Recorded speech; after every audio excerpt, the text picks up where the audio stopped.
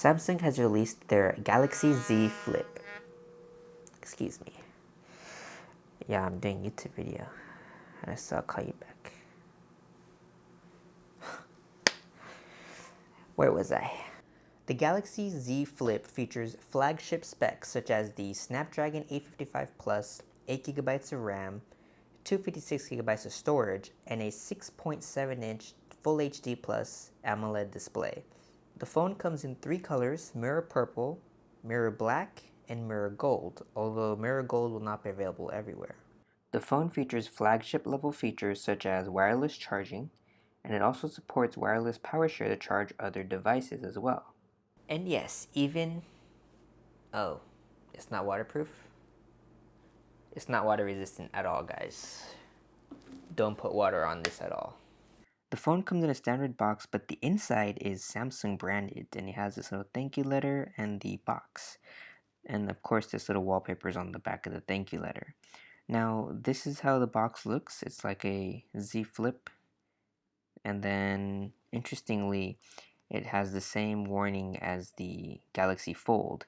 But what's really interesting is this 24/7 service and the 1-year screen replacement they're offering. On the front of the phone, you have this 1.1-inch AMOLED display, and you have your two main cameras. However, the star of the show is the hinge and the flipping screen.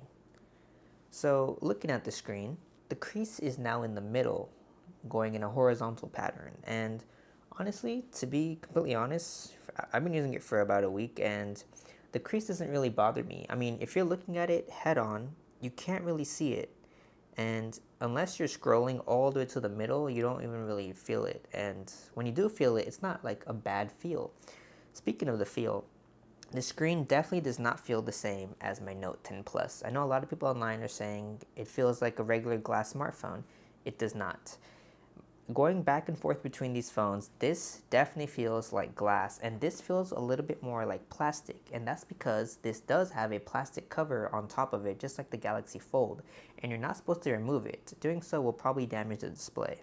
Speaking of the display, the bezels are thicker on this, and I actually am glad they are, because on the Note 10 Plus, my palm would always touch the side of the phone and register an input I would not do, so that's definitely a welcome change. There are two cameras on the back, or I guess front, and they're both 12 megapixels, a wide and an ultra wide. Now what's interesting about this phone is, if you go into the camera app, you can actually angle the phone, and basically the top screen becomes your camera and the bottom is basically your control. So you can kind of use it as a mirror if you want, which is pretty cool.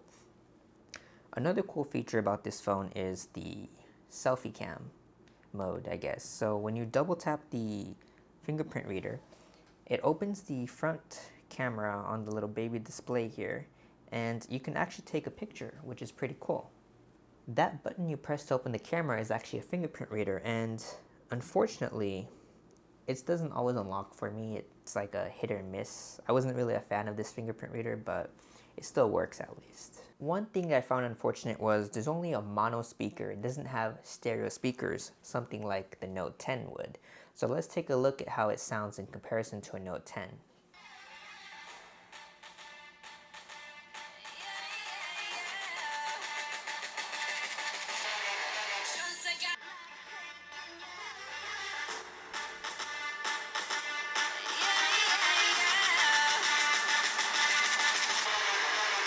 So the front-facing camera is 10 megapixels, and we'll take a look at a sample.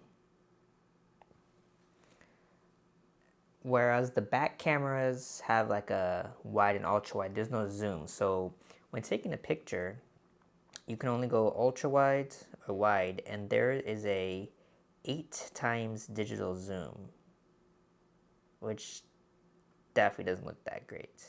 So it's half the size but twice the thickness as most flagship phones are today. How does it fit in the pocket? Well, honestly, it takes up a lot less space. If I'm sitting down, I can definitely feel the Z Flip more. However, the Z Flip feels like a small wallet, whereas the phone, it's kind of longer, so it takes up more. So yes, it is more portable. So whether you prefer a wallet feeling thing in your pocket or a phone, that's up to you. But I kind of like the way this feels better, and even in the hand, I just love how compact it feels. So overall, I have a very positive expression of the phone. However, let's talk about the bad things. The first thing I want to talk about is this gap. So if you look closely, there is a gap between the displays because, of course, it doesn't fold perfectly closed.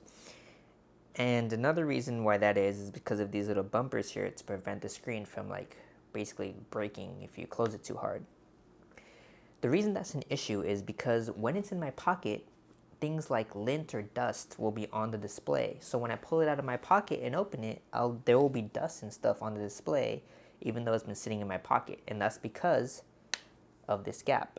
Another annoyance I had was the front display. So if you double tap it, it's supposed to turn on. And 80% of the time it does turn on. However, for some reason, oh, there we go. As you can see, when I'm double tapping it, it doesn't turn on for some reason. I don't know why that is. And another annoying thing about that is on the front display, I have my always on display. But when you close it, this does not always stay on. When you're charging it, it stays on always, but it will turn off and it doesn't stay always on, which I would have loved. Lastly, the vibration. Because this is like two pieces, this thing vibrates really loudly, and unless the phone is like being like pressurized, it's really loud. Let's take a listen. Battery life on the phone is surprisingly good. It doesn't have a big battery like my Note 10, and that's really the first thing I noticed when I switched over was the battery life. This thing was dying a lot faster than this. However, both phones last me the whole day. I was kind of disappointed that the phone has a Snapdragon 855 Plus instead of the 865, and it has 8 gigabytes of RAM instead of 12 gigabytes. It also doesn't have an SD card reader or SD card slot, so that's another thing. Although I am glad they stuck with 256 gigabyte storage, not 128 like the S20. Speaking of the S20, I should be getting that in a week or so, so be sure to subscribe if you guys want to see the S20 as well. I have to decide whether I want this or the S20 Ultra as my daily driver, so we'll see how that goes. Overall, I'm happy Samsung made this phone, and I'm glad they kind of fixed some of the issues with the Galaxy Fold 1 that they had. This is definitely a refresh. Well, I guess flip phones were a thing back in the day, but it's definitely nice to see something new like this, and I'm glad Samsung did this. I mean, let's be honest. It's been a boring few years having the same type of design, right? None of these phones fold, so yeah. In conclusion, I can definitely recommend the Galaxy Z Flip. If you're on the fence of whether you want this or not, I'd say go for it.